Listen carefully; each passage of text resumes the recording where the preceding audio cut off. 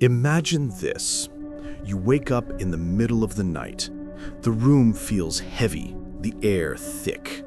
You try to move your arm, but it won't budge. You want to scream, but no sound comes out. And then you see it. A dark figure standing at the corner of your room, watching you. Slowly, it starts to move closer. Your heart races, but you're trapped, frozen, unable to move. Many people who've lived through this moment describe it as the most terrifying experience of their life. And for centuries, across different cultures, this terrifying experience has had a name: a ghost attack. But was it really a spirit, or is something else going on inside the human brain? Sleep paralysis has fascinated and haunted humans for as long as we can remember. In fact, the first written records of it go back hundreds of years. In old European folklore, it was often explained as a demon sitting on your chest, stealing your breath. In some parts of Scandinavia, it was called the mare, a spirit that rode people in their sleep, and that's actually where the word nightmare comes from. In Japan, they call it kanashibari, which translates to bound in metal. In Africa, it's described as a witch's spell. And in Middle Eastern stories, people believed it was a jinn, a supernatural being holding them down in their sleep. What's amazing is how similar these descriptions are, even though they come from completely different parts of the world.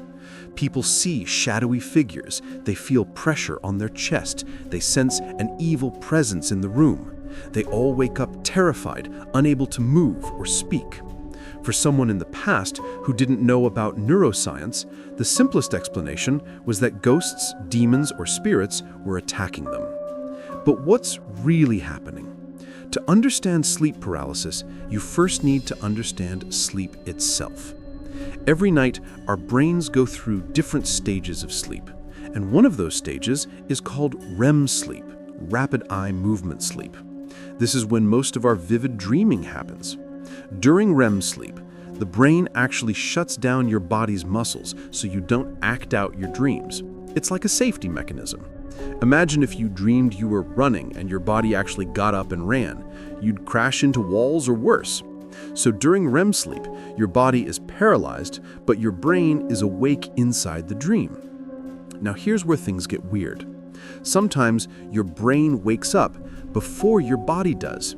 You become conscious, your eyes open, but the paralysis is still there. You're trapped in this strange state between dreaming and waking. And because part of your brain is still in dream mode, you might even see dream images spilling over into reality. That's why so many people report shadowy figures, demons, or even hearing footsteps or whispers in their room. It's not a ghost, it's your brain blending dream imagery with your waking senses. Scientists have studied this and found that sleep paralysis is surprisingly common. Studies suggest that about 8% of people worldwide experience it at least once in their life. And for some groups, like students or people with irregular sleep schedules, the number is much higher. Some even experience it regularly. Imagine going to bed every night knowing you might wake up frozen with terrifying visions. But why do so many people see the same things? Why do shadowy figures and a sense of a dark presence show up across cultures, across time? One theory is evolutionary. When you're in a vulnerable state, like lying in bed, your brain is naturally tuned to be alert to threats. If you wake up paralyzed, your brain could create the feeling of a presence as a way to explain the fear you're feeling. The shadowy figure is like your brain's default monster, something vague, dark, and threatening enough to make sense of the fear. Let me give you a story. A man in the 1800s described waking up in the night completely frozen. He felt a heavy weight on his chest, and when he looked up, he saw a dark witch-like figure pressing down on him. He was convinced it was a demon, and his story spread through his community. That fear turned into folklore, and soon everyone in his town believed witches could sit on people's chests at night. Now imagine that story happening in hundreds of villages, in hundreds of cultures. That's how ghost attack myths are born. Fast forward to today, and the experience hasn't changed. People on internet forums describe the same terrifying encounters. Dark figures, shadow men, old hags, even aliens. One famous case was a man who swore he saw hooded creatures standing over him during sleep paralysis.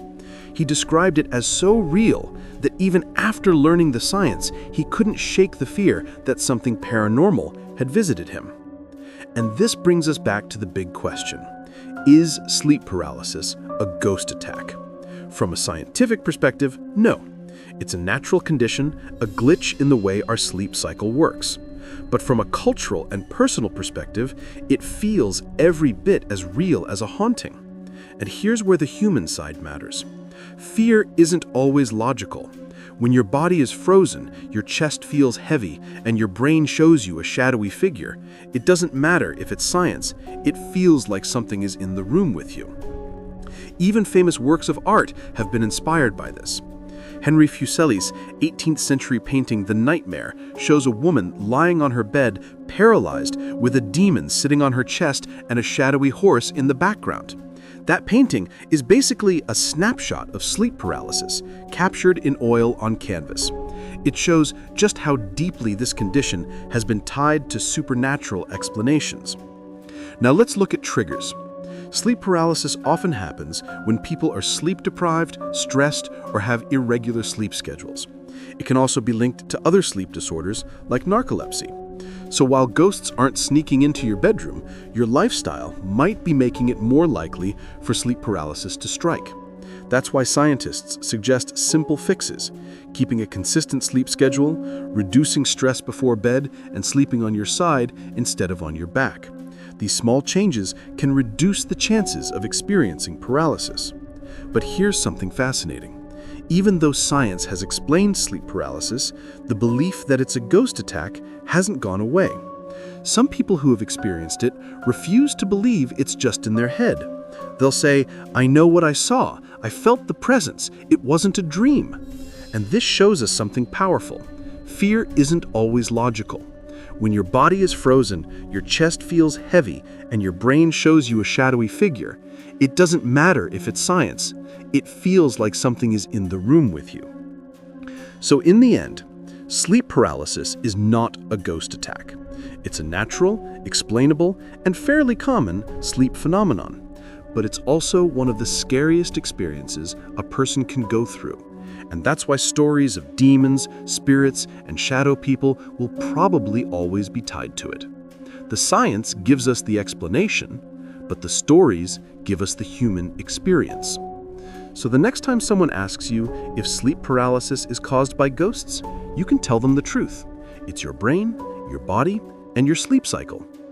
But you can also add that when you're the one lying there, frozen in the dark, with a shadow figure standing over you, the science doesn't make it any less terrifying. And maybe, just maybe, that's why the myth of ghost attacks will never completely go away.